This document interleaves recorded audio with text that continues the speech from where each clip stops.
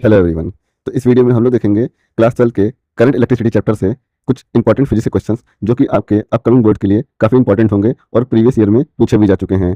तो जिसमें ये पहला क्वेश्चन है कि EMF of a cell will be equal to its potential. Basically इसमें डिफाइन करना था हम लोग को कि सेल का जो ईएमएफ होता है वो किस कंडीशन में उसके टर्मिनल पोटेंशियल के बराबर होगा। ठीक, इसमें दो कंडीशन होती हैं। ठीक है, जब एक कोई सेल जिसका ईएमएफ ई है वो अगर किसी सर्किट में लगा हुआ है, ठीक है, और यहाँ पे स्विच क्लोज है, मतलब इस सेल से, ये जो सेल है जिसका ईएमएफ ई है, इससे करंट आई फ्लो हो रही है, तो इस कंडीशन में इसका जो ईएमएफ होगा वो उसके टर्मिनल पोटेंशियल से ज़्यादा होगा। कहने का मतलब ये है कि इसका जो टर्मिनल पोटेंशियल वी था वो ईएमएफ से कम होगा। लेकिन अगर यही सेल इस सर्किट में लगा हुआ है और यहाँ पे स्विच ओपन है, मतलब कोई भी करंट नहीं फ्लो हो रही है, यहाँ से करंट जो है वो नहीं फ्लो हो रही है, मतलब आई इज इक्वल टू जीरो है, तो इस कंडीशन में इसका जो ईएमएफ होगा वो इसके टर्मिनल पोटेंशियल के बराबर होगा। उसके बाद पूछा गया define internal resistance. Internal resistance क्या होता है ये डिफाइन करने को बोला गया था। तो इंटरनल रेजिस्टेंस बेसिकली आप लोग जानते हैं जो सेल के अंदर रेजिस्टेंस ऑफर किया जाता है, करंट के फ्लो होने में जो भी ऑब्स्टेकल्स होता है उसी को बोलते हैं इंटरनल रेजिस्टेंस। तो इसको इस तरह से डिफाइन कर सकते हैं, the resistance offer by electrolytes of a cell is called internal resistance of the cell. अब ये भी इसमें कंडीशन भी पूछी जाती है कि जो इंटरनल रेजिस्टेंस होता है वो किस किस फैक्टर पर डिपेंड करता है। तो उसमें आप लिख सकते हैं कि इंटरनल रेजिस्टेंस जो होता है किसी सेल के लिए, तो वो सेल के जो इलेक्ट्रोलाइट्स होता है उसके कंसंट्रेशन पे डायरेक्टली प्रोपोर्शनल होता है। जो सेल के इलेक्ट्रोड्स होते हैं उनके बीच की जो डिस्टेंस होती है उसके डायरेक्टली प्रोपोर्शनल होता है। मतलब यहाँ पे ये ध्यान रखना है कि जो दो सेल के इलेक्ट्रोड्स होते हैं उनके बीच की डिस्टेंस जितनी ज़्यादा होगी इंटरनल रेजिस्टेंस उतना ही ज़्यादा होगा।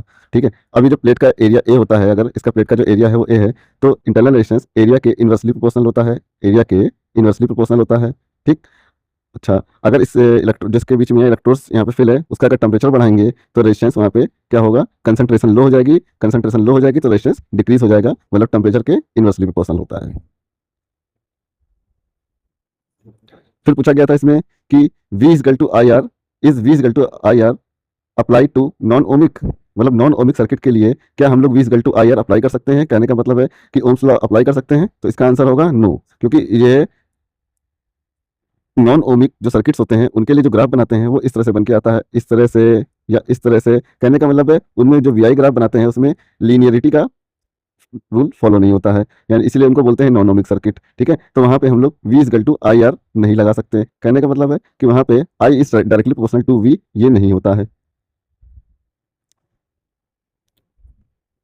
फिर इसमें पूछा गया था कि free electron of a metal can move freely but can not come out of surface. ठीक है, ये एक्सप्लेन करना था। ठीक है, तो ये यहाँ पे लिख तो दिया है कि इसमें फ्री इलेक्ट्रॉन जो है वो क्यों नहीं सरफेस के बाहर आ पाते हैं। ठीक है, इसको इस तरह समझाते हैं कि जैसे ये मेटल है, ठीक है, इसमें जो फ्री इलेक्ट्रॉन्स हैं वो रैंडमली इस तरह से मोशन कर रहे हैं, जिगजैग मोशन कर रहे हैं, इधर उधर ऐसे ऐसे कर रहे हैं। ठीक है, जैसे ही ये फ्री इलेक्ट्रॉन, ये जो फ्री इलेक्ट्रॉन है ये इस सरफेस से बाहर आने की कोशिश करता है। ठीक है, ये मोशन में था, ऐसे चला आ रहा था, ये जैसे यहाँ से बाहर आने की कोशिश करेगा तो मेटल का ये वाला जो हिस्सा है ये हो जाएगा पॉजिटिव चार्ज। ठीक है, और इलेक्ट्रॉन बाहर निगेटिव चार्ज, और एक प्लस और माइनस चार्ज होते हैं, इनके बीच में फोर्स लगता है, कूलम फोर्स। आप जानते हो क्या होता है, वो होता है के क्यू स्क्वायर बाई आर। ठीक, और ये आर जितना छोटा होगा, आर जितना छोटा होगा फोर्स उतना ही बड़ा होगा, ये बात तो हम जानते ही हैं। तो जैसे ही जस्ट ये इमिट आउट की कंडीशन में होता है, मतलब आर इज टेंडिंग टू लगभग जीरो, तो फोर्स इन्फिनिटी होता है एक, इसलिए ये इलेक्ट्रॉन बाहर नहीं आ पाता है। ठीक है, अब बाकी इसका आंसर लिखा है तो इसको आप इस तरह से देख सकते हैं। फिर इसमें पूछा गया कि रिलैक्सेशन टाइम डिफाइन करने को बेसिकली कहा जाता है कि व्हाट इज रिलैक्सेशन टाइम। तो रिलैक्सेशन टाइम क्या होता है, रिलैक्सेशन टाइम होता है जैसे ये इलेक्ट्रॉन इसमें रैंडमली इधर उधर ऐसे जिगजैग मोशन करते रहते हैं, तो इनका मोशन जिगजैग क्यों होता है, जिगजैग इसलिए होता है कि जैसे इलेक्ट्रॉन यहाँ पे चला तो एक यहाँ पे पॉजिटिव आयन से टकराएगा, टकराने के बाद तो अनसर्टेनिटी है ना कि वो इधर जाए या इधर जाए या कहीं भी जा सकता है, तो इस पूरे रीजन में जो इलेक्ट्रॉन है वो जिगजैग मोशन करता रहता है, और इस जिगजैग मोशन के दौरान उसकी कोलिजन होती रहती है, बिलियंस और बिलियन कोलिजन होती हैं। तो रिलैक्सेशन टाइम कहते हैं दो कोलिजन के बीच में जो समय लगता है उसी को बोलते हैं रिलैक्सेशन टाइम। मतलब इस तरह से जितनी भी टक्कर हो रही है, कोलिजन हो रहे हैं, उन सारे टाइम का एवरेज ले लेंगे तो उसी को बोलते हैं रिलैक्सेशन टाइम। तो रिलैक्सेशन टाइम को हम लोग इस तरह से लिख सकते हैं, T is equal to tau is equal to T1 T2 T3 dot dot TN by N, ये हो जाएगा रिलैक्सेशन टाइम। मतलब जितने भी यहाँ पे दो कोलिजन के बीच में टाइम लग रहा है उनका सबका एवरेज ले लिया और उसी को बोल दिया रिलैक्सेशन टाइम। रिलैक्सेशन टाइम हो गया। तो इसमें अगला पूछा गया था कि most important property of a cell, एक सेल की मोस्ट इंपॉर्टेंट प्रॉपर्टी डिफाइन करने को बोला गया था। तो किसी सेल की इंपॉर्टेंट प्रॉपर्टी क्या होती है, क्योंकि सेल बेसिकली क्या करता है, सेल करता है ईएमएफ डिलीवर करने का काम करता है। तो सेल की इंपॉर्टेंट प्रॉपर्टी क्या हो जाएगी, to maintain constant potential difference for a long period of a time. अगला इसमें पूछा गया था effect of temperature on relaxation time. Temperature बढ़ाने या घटाने से रिलैक्सेशन टाइम पर क्या फर्क पड़ता है ना। तो इसके लिए आपको एक फॉर्मूला याद करना पड़ेगा। वो फॉर्मूला क्या होता है, rho equal to m upon n e square tau. ठीक है, रो क्या होता है, रो को बोलते हैं रेजिस्टिविटी। हम लोग जानते हैं कि रेजिस्टिविटी क्या होती है, ये होती है एक टाइप का resistance. Basically it is a cause by which या by virtue of which it oppose the flow of current.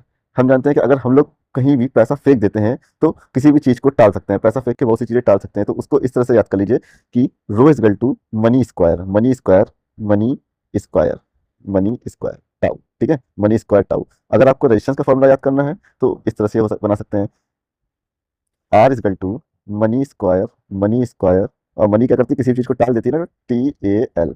ठीक है, इसी को बोलते हैं वेरिफिकेशन ऑफ ओम्स लॉ। आगे बढ़ता हूँ इसमें।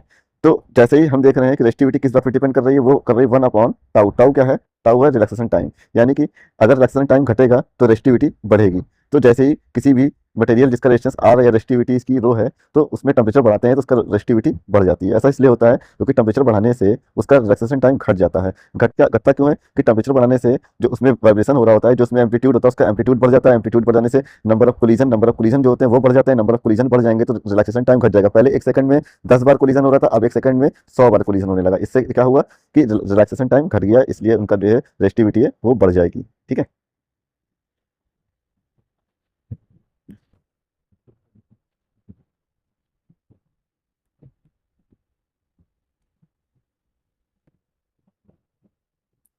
ठीक है। उसमें फिर पूछा जाता है, if the potential difference across the conductor double then effect of drift velocity.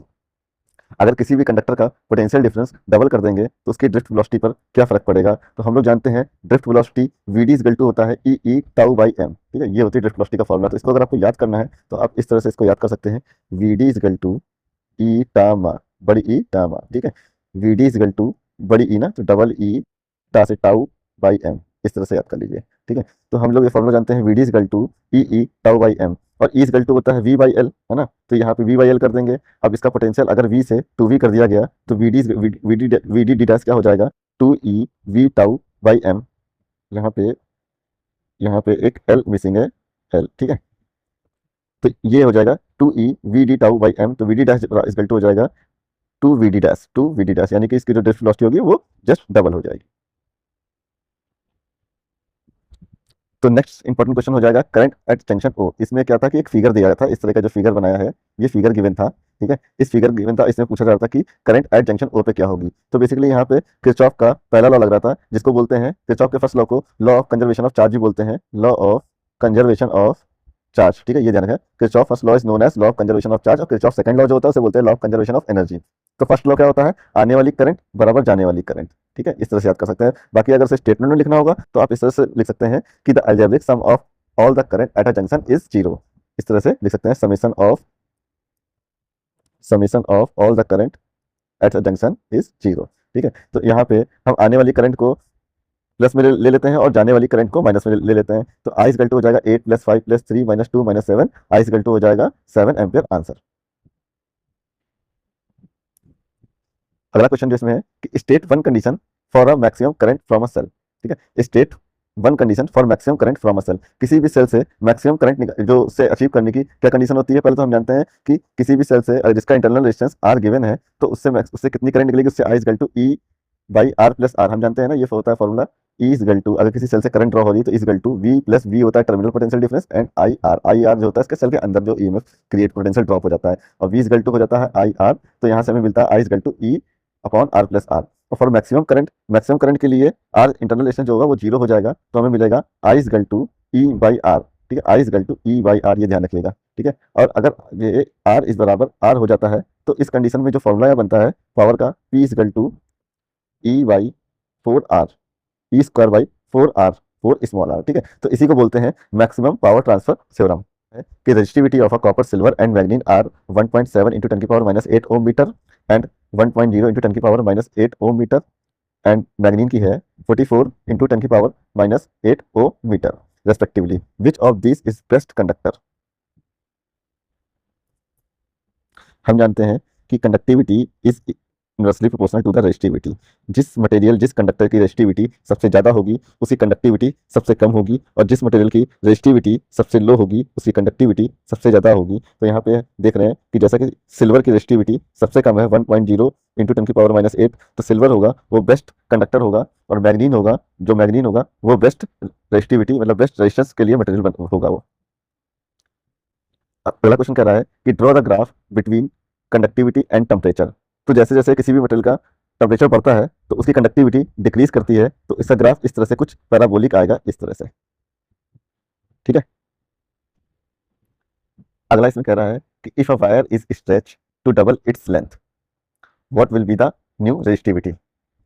अब इस क्वेश्चन को नॉर्मली लोग सॉल्व करने लगते हैं r equal to rho l by r equal to rho l by a वाला फॉर्मूला लगाकर सॉल्व करने की कोशिश करते हैं। इसको सॉल्व नहीं करना है, इसमें बात करी गई रेजिस्टिविटी की, तो रेजिस्टिविटी जो होती है लेंथ पे डिपेंड नहीं करती है, ठीक है। Resistivity does not depend on length, तो इसका आंसर हो जाएगा नो चेंज। अगला क्वेश्चन जो इसमें पूछा जाता है 1 नंबर में पूछा जा सकता है, काफी इंपॉर्टेंट होता है ये भी, ये वाइवा में भी क्वेश्चन बनता है। Material having low value of temperature coefficient and there uses. तो कोई दो मटेरियल तो आपको याद ही करना होगा जिनका जो टेम्परेचर कोफिशिएंट होता है वो काफी कम होता है, लो होता है, ठीक है। ऐसे मटेरियल जो होते हैं वो टेम्परेचर सेंसिटिव डिवाइस बनाने के लिए यूज हो सकते हैं कि नहीं हो सकते हैं, ऐसे क्वेश्चन पूछ लिए जाते हैं। या उनका कहाँ यूज किया जा सकता है, या टेम्परेचर सेंसिटिव जो डिवाइस होती है, जो टेम्परेचर जैसे थर्मोमीटर, इलेक्ट्रिक थर्मोमीटर या डिजिटल थर्मोमीटर बनाने के लिए आप किस टाइप का मटेरियल कंडक्टर यूज करेंगे उसके अंदर, लो टेम्परेचर कोफिशिएंट वाला या हाई टेम्परेचर कोफिशिएंट वाला, ठीक है। तो आपको बता दें कि कैंथोल एंड मैग्नीन, नाइक्रोम, कॉन्स्टेंटम, ये सब जो मटेरियल होते हैं इनका जो अल्फा होता है उनका अल्फा काफी कम होता है, इसकी वैल्यू 0.001 इस तरह से रेंज में होती है। और अगर अल्फा की वैल्यू लो होगी तो हम जानते हैं क्या होता है formula, R T is equal to R naught 1 plus alpha T. अब अल्फा अगर बहुत छोटा है तो टेम्परेचर कितना भी बड़ा, सपोज कर टेम्परेचर की 100 डिग्री सेल्सियस चेंज हो गया, बट अल्फा की जो वैल्यू थी वो थी 0.00001, ठीक है। तो अल्फा टी जब इसको मल्टीप्लाई करेंगे तो लगभग वैल्यू कितनी मिलेगी, लगभग मिलेगी 0 के आसपास ही वैल्यू मिलेगी, यानी कि रजिस्टर से कोई भी चेंज नहीं हो पाएगा, है ना। तो ये लो अल्फा वैल्यू वाले जो कंडक्टर या मटेरियल होते हैं उनको उन डिवाइस में यूज किया जाता है जिनका रिपीटेडली बार बार यूज होता है, उससे मटेरियल जो वायर उसमें होते हैं वो हीट हो जाने से उनका रेजिस्टेंस ना चेंज हो, इसलिए कैंथोल या मैग्नीन या नाइक्रोम इन सबके जो रेजिस्टर्स होते हैं वो यूज किए जाते हैं। और बेसिकली जो हीटिंग एलिमेंट जिसमें के रूप में कैंथोल और नाइक्रोम हमारे घरों में जो हीटर होता है उसकी जो स्प्रिंग होती है वो नाइक्रोम की होती है, या हाई जो इंडस्ट्रियलिस्ट में जो फर्नेस होती है, हाई टेम्परेचर फर्नेस, ठीक है, उसमें कैंथोल वायर होता है जिनका टेम्परेचर 2-2000 डिग्री सेल्सियस तक जाता है, ठीक है। तो वहाँ पे उनका जो टेम्परेचर 2000 डिग्री सेल्सियस क्यों जा रहा है, वो जा रहा है हीटिंग जो हम लोग जानते हैं h equal to I square r, ठीक है, या h equal to I square r t, या h equal to we square by r. इस फॉर्मूले से जो हम लोग देखते हैं जितनी ज्यादा उसमें हीट, जितनी ज्यादा उसमें करंट फ्लो होगी तो उसका रेजिस्टेंस अगर उसमें ज्यादा है और करंट भी ज्यादा फ्लो हो रही है तो उसमें क्या होगा, उसमें हीट ज्यादा जनरेट होगी। अब टेम्परेचर अगर उसका बढ़ रहा है 1000-2000 डिग्री सेल्सियस जा रहा है, ठीक है, और उसकी जो अल्फा की वैल्यू है वो लो नहीं है तो उसका रेजिस्टेंस भी चेंज हो जाएगा, इससे उसमें करंट वेरिएशन होगा तो उसमें इतनी हीट जनरेट नहीं हो पाएगी। तो इसमें इनके यूज लिखे हैं for making high resistance coil, for making shunt, for DC instrument used as heating element, ठीक है। अब अभी हमने बताया था कि जो टेम्परेचर सेंसिटिव डिवाइस होती है उसका उसके लिए जो अल्फा होगा उसकी वैल्यू काफी हाई होती है ना, हाई अल्फा हो जाएगा, अल्फा की वैल्यू अगर हाई हो जाएगी 1 और 2 रेंज में हो जाएगी, तो टेम्परेचर में अगर 1 डिग्री सेल्सियस भी चेंज होगा तो 1 × 2 कुछ सिग्निफिकेंट वैल्यू मिलेगी, मतलब रेजिस्टेंस में कुछ चेंज जो भी होगा वो सिग्निफिकेंट मेजरेबल हो जाएगा, है ना। तो इससे वो जो डिवाइस होगी वो टेम्परेचर सेंस कर सकती है कि 2 डिग्री चेंज हो गया, 3 डिग्री चेंज हो गया, बट अगर अल्फा बहुत कम है तो वो सेंस ही नहीं कर पाएगा ना कि ये रेजिस्टेंस में कितना चेंज हो रहा है, क्योंकि भले ही टेम्परेचर में कितना ज्यादा चेंज हो रहा है लेकिन उसमें रेजिस्टेंस में चेंज वो लगभग 0 हो रहा है। अगला क्वेश्चन कह रहे हैं two wire A and B are the same metal and two wire A and B are of the same metal and of same length have their area of cross section in the ratio 2:1. If the same potential difference is applied across each wire in turn, what will be the ratio of current flowing A and B? हम जानते हैं V equal to होता है IR, ठीक है, potential difference तो same है, that is I equal to हो जाएगा V बाई R, और I is directly proportional to I is inversely proportional to 1/r, ठीक है। पोटेंशियल डिफरेंस तो कांस्टेंट हो गया तो I is inversely proportional to r पे डिपेंड कर रहा है, तो हम यहां से निकाल सकते हैं R A upon R B क्या हो जाएगा, R A upon R B is equal to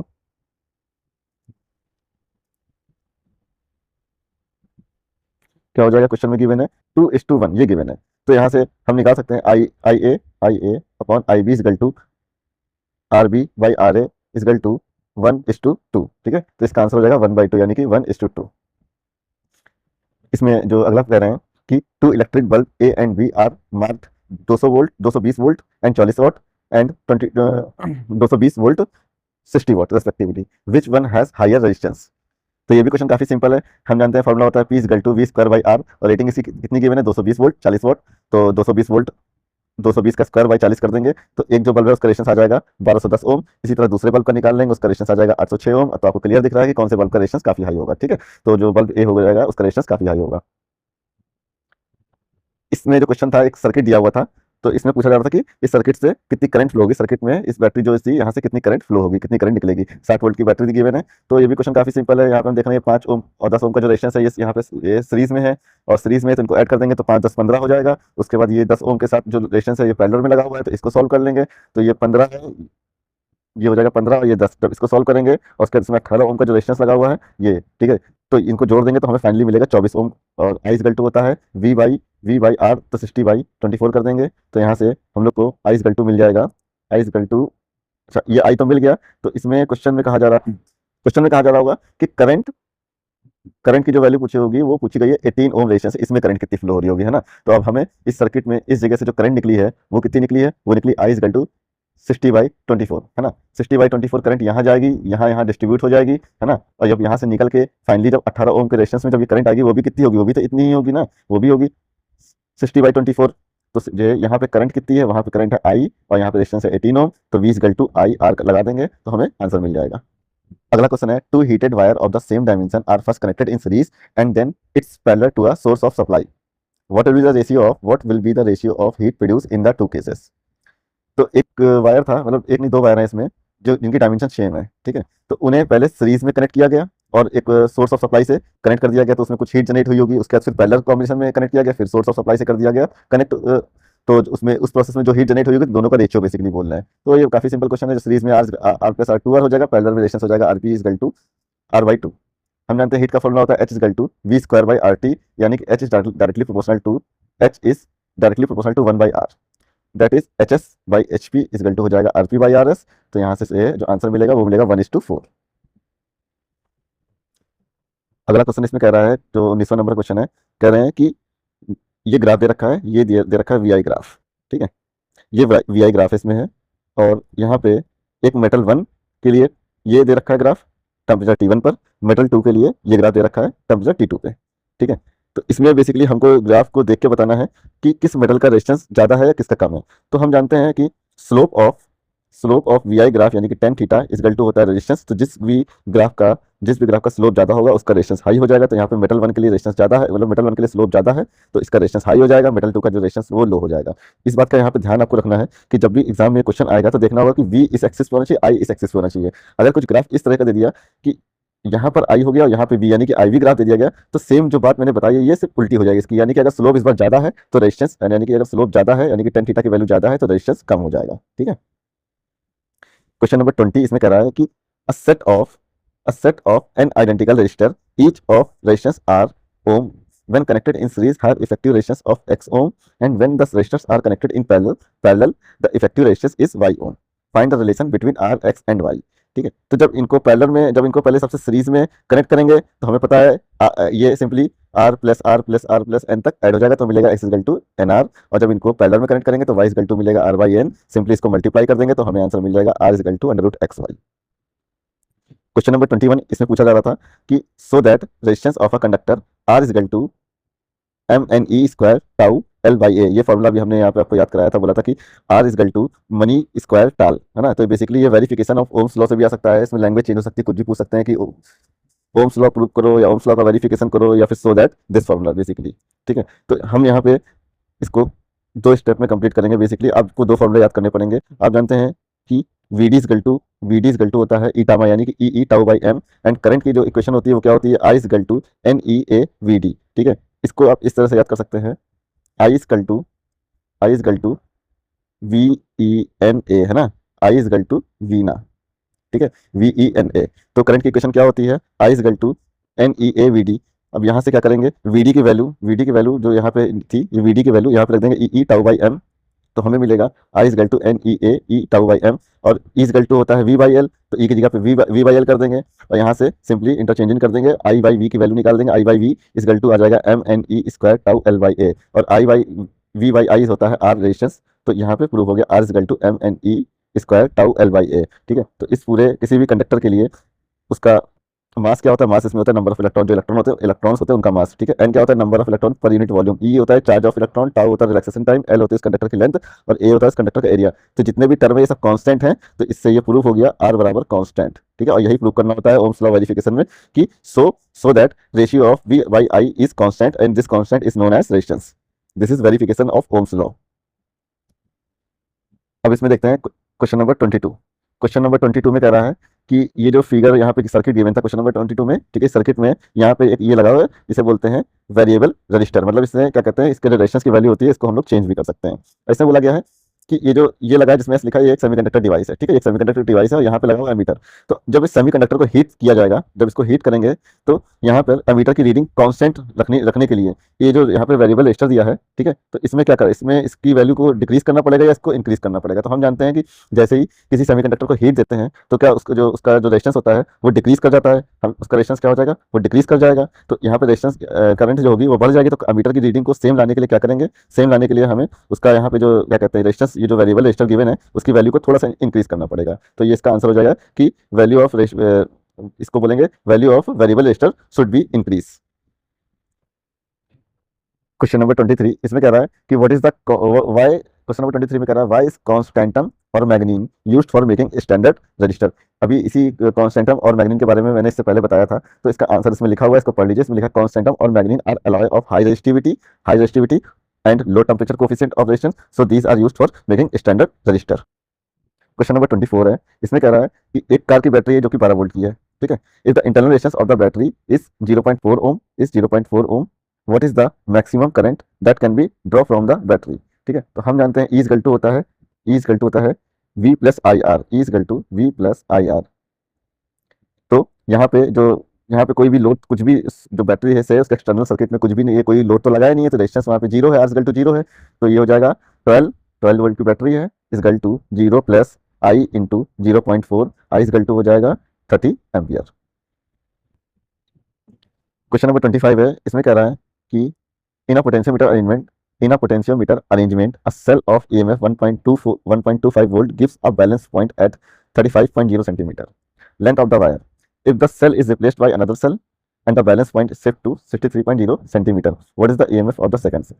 हम जानते हैं EMF जो पोटेंशियोमीटर में सेल का जो EMF होता है वो डायरेक्टली प्रोपोर्शनल टू होता है to the length of the wire, ठीक है। इस तरह से होता है पोटेंशियोमीटर, यहाँ पे एक सेल लगा होता है और यहाँ पे एक वायर होता है, नॉर्मली 1 मीटर का ले लेते हैं, फिलहाल जितना लंबा वायर होगा उतना ही अच्छा वर्क करता है।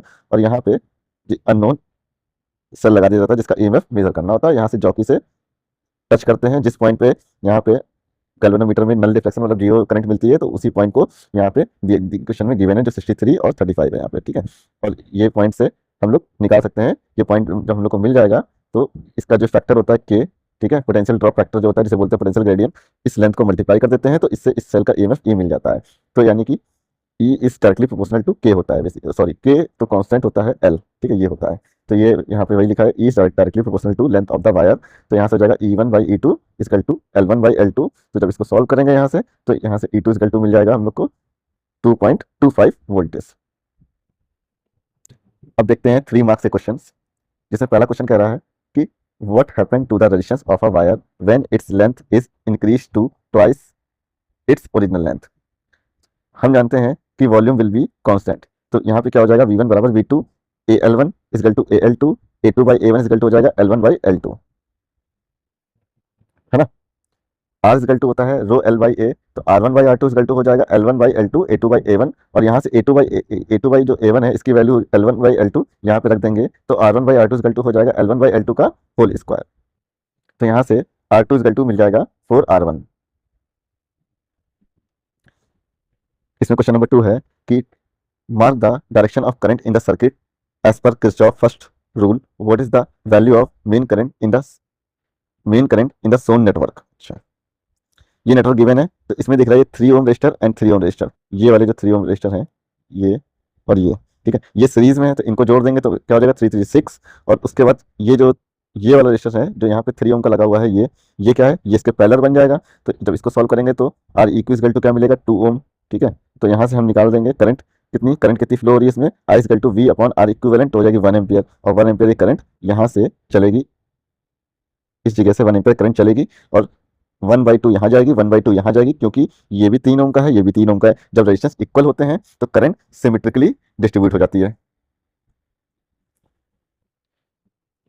अगला क्वेश्चन है, वाई डू, इसमें दो पार्ट है, ठीक है, 3 का ए पार्ट है। Why do we prefer a potentiometer to measure the EMF of a cell rather than a voltmeter. तो जो पोटेंशियोमीटर होता है वो जो हमारा सोर्स क्या कहते हैं, जिसमें जिस सेल का हमें क्या कहते हैं ईएमएफ मेजर करना है, उससे कोई भी करंट नहीं ड्रॉ होती है, ठीक है। तो जो पोटेंशियोमीटर जो है वो एग्जैक्ट 12 वोल्ट का अगर सेल है तो एग्जैक्ट 12 वोल्ट ही वो मेजर करेगा। बट वोल्ट मीटर में क्या होता है कि जैसे एक सेल है, इसके इस टर्मिनल पे जब कोई वोल्ट मीटर टच करते हैं, इस तरह से वोल्ट मीटर लगाते हैं, तो इस सेल से कुछ करंट निकल के इस वोल्ट मीटर में फ्लो होती है। तो ये एग्जैक्टली अगर ये 12 वोल्ट का है तो ये समथिंग मेजर करेगा 11.8 या 11.5, इस तरह से। थोड़ा सा जो पोटेंशियल ड्रॉप हो जाता है वो, क्योंकि यहाँ से करंट निकलती है, वो इस वोल्ट मीटर में फ्लो होती है, तो वोल्ट मीटर में जो पोटेंशियल ड्रॉप हो जाता है तो वो नहीं मेजर कर सकता। इसलिए अगर हमें एग्जैक्ट पोटेंशियल किसी भी सेल का वोल्टेज या पोटेंशियल डिफरेंस मेजर करना है तो उसके लिए पोटेंशियोमीटर यूज करना पड़ेगा।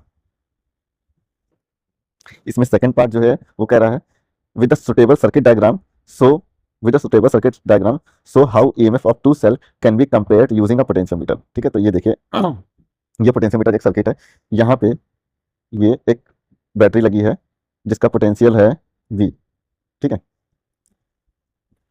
और यहाँ पे एक सेल लगा हुआ है E1, एक लगा हुआ है E2, और क्वेश्चन में क्या कहा गया है कि with suitable circuit diagram so how EMF of two cell can be compared using potentiometer. ठीक है, तो बेसिकली ये जो सेटअप पहले है जो यहाँ पे येलो से दिखा रहे हैं, ये सेटअप जो है, ये सेटअप, इस सेटअप को बोलते हैं पोटेंशियोमीटर। ठीक है, और इसके इस पार्ट पे ये पार्ट पे हम उन सेल या बैटरी को लगाते हैं जिसका ईएमएफ हमें कैलकुलेट करना होता है। तो यहाँ पे हमें दो सेल का ईएमएफ को कंपेयर करना है, तो यहाँ पे 2 लगा दिया है। अगर एक का हमें निकालना होता है तो हम सिंपली 1 लगा देते हैं। तो यहाँ पे इस तरह से कुछ सेटअप बनाया है कि ये जो यहाँ पे की वन को जब प्रेस करेंगे तो ये जो E1 वाला जो पोर्शन है ये एक्टिव हो जाएगा, और इससे यहाँ पे क्या करेंगे कि ये E1 से जो ये वायर आया है इसको इस पॉइंट पे सपोज करते हैं, ये L1 डिस्टेंस पे यहाँ पे अमीटर में कोई भी करंट नहीं फ्लो हो रही थी, मतलब ये हो गया नल पॉइंट। ठीक है, और फिर की2 प्रेस करेंगे तो पता लगा J2 पे L2 डिस्टेंस पे हमें मिला कि कोई भी करंट नहीं फ्लो हो रही थी, क्योंकि अब E2 जो है इसका ईएमएफ कुछ ज्यादा भी हो सकता है E1 से, या कुछ कम भी हो सकता है। तो अगर ज्यादा था तो हमें यहाँ से L2 डिस्टेंस पे, यानी कि L1 से कुछ ज़्यादा डिस्टेंस पे ही नल पॉइंट मिलेगा। ठीक है, तो यहाँ पे टच किया तो लगा कि यहाँ पे मतलब जो करंट है इसमें वो जीरो फ्लो हो रही है, मतलब कोई भी करंट नहीं फ्लो हो रही, मतलब ये नल पॉइंट था, तो वो E2 के लिए हो गया। तो सेम चीज़ यहाँ पे लिखी हुई है। ठीक है, तो यहाँ पे जब हम पहले केस में जब जो है की 1 प्रेस किए थे तो इक्वेशन मिल जाएगी E1 इक्वल टू के L1, और सेकंड केस में जब हमने की 2 प्रेस की थी तो उस टाइम इक्वेशन बनेगी E2 इक्वल टू के L2, और 1 और 2 को कंपेयर कर देंगे तो E1/E2 इक्वल टू हो जाएगा L1/L2। क्वेश्चन नंबर 4 कह रहा है, what is the drift velocity drive expression for drift velocity of electron in good conductor in term of relaxation time of electron। Drift velocity is defined as the average velocity with which free electron get drifted in a direction opposite to that of electric field। तो drift velocity को इस तरह से समझाते हैं, जैसे हम लोग जानते हैं ये metal is consist of lattice of vibration of positive charge ion, मतलब ये एक जाल टाइप का होता है, इसमें पॉजिटिव चार्ज आयन यहाँ पे होते हैं, इस तरह से पॉजिटिव चार्ज आयन इस जगह पे होते हैं, और जो इलेक्ट्रॉन होता है वो रैंडम जिगजैग मोशन इस तरह से करता रहता है, कहीं भी जा सकता है। ठीक है, किसी से भी टकरा के इस तरह से मोशन करता रहता है। जब इलेक्ट्रिक फील्ड लगाई जाती है, जैसे इलेक्ट्रॉन इधर जा रहा था, एक इलेक्ट्रॉन इधर जा रहा था, तो पहले इसको जरा क्लियर कर देते हैं। ये हाँ, एक इलेक्ट्रॉन था, इधर जा रहा है, एक इधर जा रहा है, एक इधर जा रहा है, एक इधर जा रहा है, एक ऐसे जा रहा है, एक ऐसे जा रहा है। जब यहाँ पे इलेक्ट्रिक फील्ड लगाई जाएगी इस तरह से ऐसे, ठीक है, तो इस पे फोर्स इलेक्ट्रॉन पे किधर लगेगा, अगर ये इलेक्ट्रॉन है इलेक्ट्रिक फील्ड ऐसे लगी तो इस पे फोर्स ऐसे लगेगा, वो क्या लगेगा, वो लगेगा E × E। ठीक है, इलेक्ट्रिक फील्ड के अपोजिट डायरेक्शन में इलेक्ट्रॉन पे फोर्स लगता है। ठीक है, तो यहाँ पे एक फोर्स लगेगा, देखो इलेक्ट्रॉन कीप मूविंग, अगर ऐसे है तो की कंटिन्यूस डायरेक्शन में ही मोशन करता रहेगा। ठीक है, बस उस पर एक फोर्स लगेगा जस्ट इलेक्ट्रिक फील्ड के अपोजिट, ये इलेक्ट्रिक फील्ड ऐसे है तो फोर्स इधर लगेगा बस ये। तो इलेक्ट्रॉन यहाँ जा रहा था लेकिन इसके पास इधर एक फोर्स लग रहा है, तो यहाँ ना जाके कुछ यहाँ पहुंचेगा, तो यहाँ पहुंचा। ठीक है, ये इलेक्ट्रॉन इधर जा रहा था लेकिन इस पे इधर की साइड फोर्स लग रहा है इस तरफ की, तो कुछ इलेक्ट्रॉन हल्का सा यहाँ पहुंचेगा ऐसे। ठीक है, ये इलेक्ट्रॉन इधर जा रहा था लेकिन फोर्स लगने की वजह से कुछ पीछे इतना ही रहेगा। ये इलेक्ट्रॉन ऐसे जा रहा था तो फोर्स लगने की वजह से इलेक्ट्रॉन यहाँ पहुंचेगा, ये इलेक्ट्रॉन फोर्स लगने की वजह से यहाँ पहुंचेगा। तो देख रहे हैं कि जितने भी इलेक्ट्रॉन है वो सब इस डायरेक्शन में, सब पे सेम डायरेक्शन में, इस पे इधर की ओर, सब इस पे इधर की ओर, और इस पे इधर की ओर, सब पे सेम डायरेक्शन में एक फोर्स लगाओ, एक सपोज कर ये फोर्स लगा मतलब सेम डायरेक्शन ड्रिफ्ट हुआ है। ठीक है, तो velocity of this drift is known as drift velocity. ठीक है, इसी ड्रिफ्ट वेलोसिटी को ही बोलते हैं करंट। मतलब करंट फ्लो हुई है। इलेक्ट्रॉन का जो मोशन हो रहा था, जो थर्मल मोशन कहते हैं, थर्मल वेलोसिटी, उस वजह से करंट नहीं फ्लो होती है, जो उनके कंटिन्यू अपने मोशन को कंटिन्यू करते रहते हैं, बट जब अपोजिट डायरेक्शन में फोर्स लगता है ड्यू टू इलेक्ट्रिक फील्ड, तो एक ड्रिफ्ट हो जाता है, और वो सारे ड्रिफ्ट जो होते हैं वो उनकी जो डायरेक्शन होती है सेम होती है, इसलिए इन सबको ऐड करते हैं तो एक हाई वैल्यू मिलती है, लगभग 10 की पावर 4 to 5 रेंज में, 10 की पावर 4 to 5 रेंज की एक हाई वैल्यू मिलती है वेलोसिटी की, जिसी को बोलते हैं इलेक्ट्रिक करंट, इसी को बोलेंगे इलेक्ट्रिक करंट। ठीक है, तो इसी का एक्सप्रेशन का डेरिवेशन का बोला गया है। तो हम जानते हैं ई इजकल टू, जब उस पर फोर्स लग रहा था अपोजिट डायरेक्शन में, वो था ई, ठीक है, क्यू इंटू ई बेसिकली। तो क्यू इसका चार्ज यहाँ पे ई है, तो E into E equal to M A. M A क्या होता है? एम ए होता है according to Newton law, Newton second law, F equal to M A. तो उस पर जो इलेक्ट्रिक फोर्स लग रहा है, इलेक्ट्रॉन का क्या कहते हैं, मास एम है, उसका एक्सलेशन मतलब ड्रिफ्ट जो था उसमें, एक्सलेशन का ड्रिफ्ट वो ए है, तो एम ए का लिख सकते हैं। तो ए इजकल टू यहाँ पे हो जाएगा ई ई बाई एम। जब इलेक्ट्रिक फील्ड नहीं लगी थी तो कोई ड्रिफ्ट था उसमें? नहीं था। तो इक्वेशन ऑफ मोशन का पहली इक्वेशन यूज करेंगे, v equal to U plus A T. U equal to क्या है? जीरो, तो वी वन इजकल टू हो जाएगा, simply a t one, v two equal to हो जाएगा a t two, v two equal to हो जाएगा a two t two, v three equal to हो जाएगा a t three, v n equal to हो जाएगा ए टी एन। सबको add कर देंगे तो यहाँ पे हो जाएगा ये t one plus t two plus t three by n. इसी को बोलते हैं रिलैक्सेशन टाइम। और ये जो v1 plus v2 plus v3 लिखा है, इसको बोलते हैं drift velocity. Average of all the drift velocity is known as drift velocity. ठीक है, average of all the drifting velocity, मतलब जो पर्टिकुलर एक इलेक्ट्रॉन ड्रिफ्ट कर रहा था, तो इसी सारे इलेक्ट्रॉन की जो ड्रिफ्ट वेलोसिटी थी उसका एवरेज ले लेंगे, तो उसी को बोलेंगे ड्रिफ्ट वेलोसिटी, जो कि निकल जाएगा v d equal to e e tau by m. A की वैल्यू रख देंगे तो मिलेगा e e tau by M.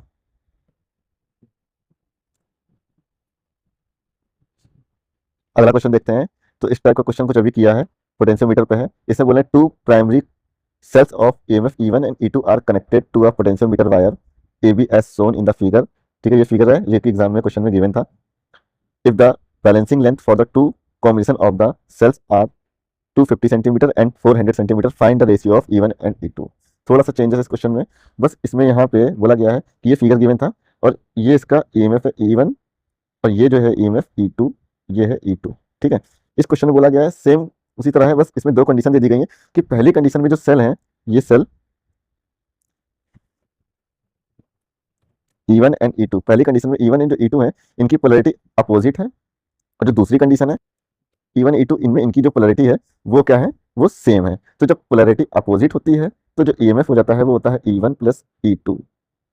ठीक है, सॉरी, ये सीरीज में जब इनकी पोलैरिटी सेम होती है, मतलब सेम पोलैरिटी, थोड़ा सा इसको कंफ्यूज मैं कर रहा हूँ। जैसे यहाँ पे एक सेल का प्लस वाला हिस्सा, ये प्लस वाला हिस्सा दूसरे सेल के माइनस वाले हिस्से से जब कनेक्ट होता है, ठीक है, तो इसे बोलते हैं अपोजिट पोलैरिटी में ये कनेक्टेड है। या सीरीज कॉम्बिनेशन में जब ऐसा कॉम्बिनेशन होता है तो E1 प्लस E2 हो जाता है इक्विवेलेंट EMF। ठीक है, तो इस वाले केस में, पहले वाले केस में ये अपोजिट अपोजिट पोलैरिटी में लगे हुए हैं, है ना। पहले वाले केस में सेम पोलैरिटी, मतलब माइनस का माइनस से, प्लस का प्लस से कनेक्शन है। तो इस वाले केस में जो इनका जो EMF हो जाएगा वो हो जाएगा E1 माइनस E2। सेकंड वाले केस में जो इनका क्या कहते हैं EMF है, तो पहले सेल का माइनस दूसरे सेल के प्लस से कनेक्टेड है। ठीक है, पहले सेल का माइनस दूसरे सेल के प्लस से कनेक्टेड है, तो यहाँ पे जो इनका इक्विवेलेंट EMF हो जाएगा वो हो जाएगा E1 प्लस E2। तो E1 plus E2 equal to हो जाएगा K इंटू 400, क्योंकि दूसरे वाले केस में 400 पे नल पॉइंट मिला है। पहले वाले केस में इनकी जो पोलैरिटी है वो यहाँ पे कैसे है? माइनस का माइनस से, प्लस का प्लस से। तो इस केस में जो इक्विवेलेंट EMF हो जाएगा वो हो जाएगा E1 माइनस E2। कब? जब एक सेल का प्लस वाला हिस्सा दूसरे सेल के प्लस वाले से, मतलब ये ऐसे और ये ऐसे कनेक्ट होते हैं। ठीक है, तो ये होते हैं, इसे बोलते हैं ये अपोजिट, ये सेम पोलैरिटी के कनेक्टर। तो इस केस में E1 माइनस E2 इनका इक्विवेलेंट EMF हो जाता है। तो यहाँ से हमें E1 by E2 is equal to 325 by 75। अगला क्वेश्चन कह रहा है explain with the help of circuit diagram how the value of unknown resistance can be determined using Wheatstone bridge. तो ये व्हीटस्टोन ब्रिज का फिगर पहले ड्रॉ कर लेते हैं। ठीक है, इस तरह से ड्रॉ कर लिया इस पे, और यहाँ पे resistance P Q R R S इस तरह से कनेक्ट कर दिया, एक बैटरी इसमें लगा दिया। यहाँ से जब ये I1 करंट चलेगी तो I1 करंट, ये यहाँ से I करंट चलेगी तो I करंट इसकी AB और AD ब्रांच में I1 I2 रेशियो में डिवाइड हो जाएगी, और इस तरह से ये BC और DC आर्म से होते हुए यहाँ से I करंट निकल जाएगी। तो पहली बार यहाँ पे फर्स्ट लूप जो है इसका ये A B D A। ठीक है, यहाँ पे लगा देंगे किरचॉफ लॉ, तो हमें ये इक्वेशन मिल जाएगी। उसके बाद सेकंड में यहाँ पे लगा देंगे किरचॉफ लॉ, तो हमें ये इक्वेशन मिल जाएगी। ठीक, इक्वेशन 1 2 डिवाइड कर देंगे तो हमें मिल जाएगा P Q by R S. लेकिन इस बात का ध्यान रखना है कि जो गैल्वेनोमीटर है इसमें आई जी जीरो होनी चाहिए। If current in galvanometer I G is equal to zero, then P upon Q is equal to R by S. This is Wheatstone bridge principle. Question number 6 जो गिवन है, यहाँ पे एक नेटवर्क गिवन है ये, जिसमें डायगोनली 1 ओम 1 ओम 1 ओम और 1 ओम के रजिस्टर लगे हुए हैं, और दो सामने की साइड पे रजिस्टर लगा हुआ है 1 ओम 1 ओम का। ठीक है, और बोला जा रहा है यहाँ पे 1 वोल्ट की एक बैटरी है जिसका इंटरनल रेजिस्टेंस 2/3 ओम है, तो यहाँ से जो करंट निकलेगी आई, उसकी वैल्यू क्या होगी। ठीक है, तो उसके लिए पहले हमें ये जो यहाँ पे नेटवर्क में register combination of register given है, तो उसका हमें पहले इक्विवेलेंट निकालना होगा। तो इसका इक्विवेलेंट निकालने के लिए क्या करते हैं, तो पहले यहाँ से एक सीधी लाइन ऐसे ड्रॉ करेंगे, है ना। जब लाइन ऐसे ड्रॉ कर देंगे तो आप देखिए ये ऊपर वाला ये जो पोर्सन है, ये पोर्सन इसके नीचे वाले पोर्सन के जस्ट सिमेट्रिकल है ना, तो इसको बोलते हैं फोल्ड सिमेट्री। तो इसको जब मोड़ देंगे, जस्ट मोड़ेंगे, तो क्या होगा, ये जो 1 ओम के रजिस्टर ये इस तरह से लगे हुए हैं, ये डायगोनली ये और ये आपस में एक दूसरे के ऊपर मर्ज हो जाएंगे तो पैरेलल कॉम्बिनेशन बन गया, और ये आपस में पैरेलल कॉम्बिनेशन बन जाएगा। तो इस तरह से हमें 3 रजिस्टर मिलेंगे जो कि पैरेलली एक दूसरे से कनेक्टेड है, ये 1 ओम का, ये 1 ओम का, ये 1 ओम का। ठीक है, इसका इक्विवेलेंट निकालेंगे तो मिलेगा हमें 1/3 ओम। तो नेटवर्क में जो रजिस्टर लगा हुआ है ये पूरा, इसका इक्विवेलेंट कितना आया, इसका इक्विवेलेंट आया 1/3 ओम। ठीक है, तो यहाँ से हम लोग निकाल लेंगे करंट। तो सेल की इक्वेशन लिख लेंगे। सेल की इक्वेशन क्या होती है, E equal to I bracket में आर प्लस आर की वैल्यू क्या है 1 ओम, है ना। तो यहाँ से हमें करंट मिल जाएगी I इक्वल टू 1 एम्पियर। तो ये हो जाएगा इसका आंसर। अब देखते हैं अगला क्वेश्चन, क्वेश्चन नंबर 7। इसमें 2 पार्ट हैं। पहले पार्ट में पूछ रहे हैं कि state and explain Kirchhoff's law. ठीक है, तो किरचॉफ के यहाँ पे लॉ को एक्सप्लेन करना है। इसमें पहला लॉ होता है किरचॉफ फर्स्ट लॉ, उसको कहते हैं law of conservation of charges. ठीक है, तो ये इसमें लिखा हुआ है, बेसिकली इसके बोलते हैं कि the algebraic sum of current all the current at a junction, algebraic sum of all the current at a junction is zero. मतलब इस तरह से लिख सकते हैं summation of I equal to zero, जो कि यहाँ पे इस तरह से लिख दिया। इसमें हम लोग क्या करेंगे, आने वाली करंट को जो है प्लस में ले लेंगे, जाने वाली करंट को माइनस में ले लेंगे, और इस तरह से लिख देंगे। तो इक्वेशन लिख देंगे, हो जाएगा किरचॉफ का फर्स्ट लॉ। समझने वाली बात जो है वो है Kirchhoff first law, second law. Kirchhoff second law पे थोड़ा ध्यान देना पड़ता है। ठीक है, ये इसका स्टेटमेंट लिखा हुआ है। It state that in any close part of an electrical circuit the algebraic sum of EMF is equal to the algebraic sum of the product of resistance and current flowing through them. इसकी जगह पे मतलब ये जो यहाँ पे लिखा है algebraic sum of the product of resistance and current flowing through them की जगह लिख सकते हैं कि algebraic sum of change in potential difference across a close loop is zero. इस तरह से भी लिख सकते हैं, that is summation of change in potential difference is zero. ठीक है, this is Kirchhoff second law. इसी लॉ को बोलते हैं law of conservation of energy. इसी को बोलते हैं law of conservation of energy, law of conservation of energy. ठीक है, तो अब इसके यहाँ पे एक सर्किट बना दिया। ठीक है, ये एक सर्किट बना दिया। ठीक है, अब इसी में क्लोज लूप जो पूरा बना हुआ है, इसके across all the potential difference is zero. All the potential sum of all the potential difference, मतलब algebraic sum of all the potential difference is equal to zero. This is Kirchhoff law. ये question I hope सबको लिखनी आती होगी। अगर नहीं लिखनी आती है तो मैं एक ट्रिक से बता देता हूँ, आप उस तरह से भी लिख सकते हैं, अदरवाइज आपको जो तरीका पता है आप उस तरीके से लिख लीजिए। तो हम ये क्वेश्चन लिखने के टाइम क्या करेंगे, ऐसे चलेंगे, ऐसे ऐसे ऐसे चल के यूं चलेंगे। ठीक है, ये हमारे लूप की डायरेक्शन हो गई। तो ध्यान रखना है, जब हम चलेंगे छोटे से बड़े, जब चलेंगे छोटे से बड़े, छोटे से बड़े जब जाएंगे तो प्लस का साइन लगा देंगे, तो वहां पे प्लस का साइन यूज करेंगे। ठीक है, और जब बड़े से छोटे जाएंगे तो माइनस का साइन यूज करेंगे। इस बात को ध्यान रखना है। कैसे करेंगे वो देखिए आप।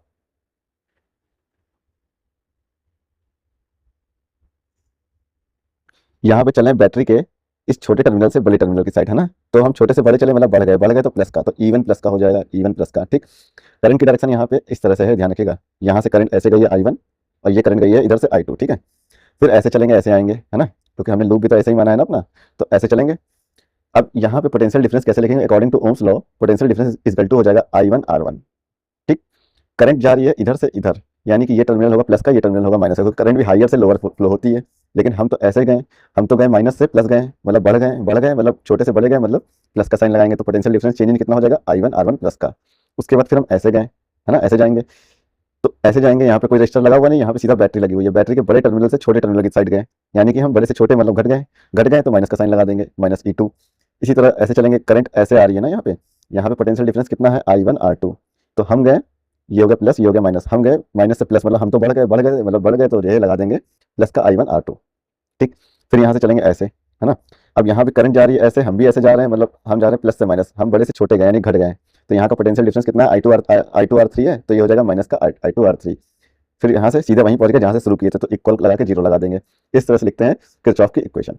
तो यहाँ से E1 minus E2 equal to हो जाएगा, E1 minus E2 equal to हो जाएगा I2R3 minus I1R1 minus I1R2। ठीक है, this is Kirchhoff equation and Kirchhoff second law. इसी को बोलते हैं लूप रूल या किरचॉफ वोल्टेज लॉ भी।